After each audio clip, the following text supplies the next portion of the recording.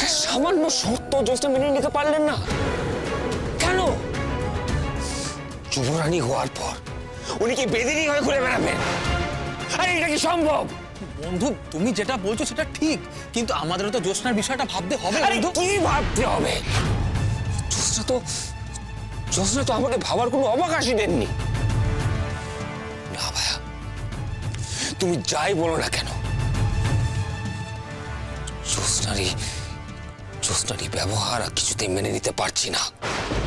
আমি রাজকুমারকে নিঃস্বার্থে ভালোবেসেছি, তোমরা সবাই জানো।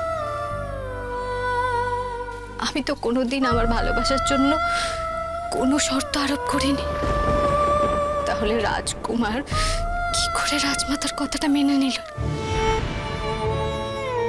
আজ একবারও প্রতিবাদ করলেন না। তিনি জ্যোৎস্নার অমর প্রেম প্রতি সোম থেকে শনি সন্ধ্যে 7:30 জি বাংলা সোনারে।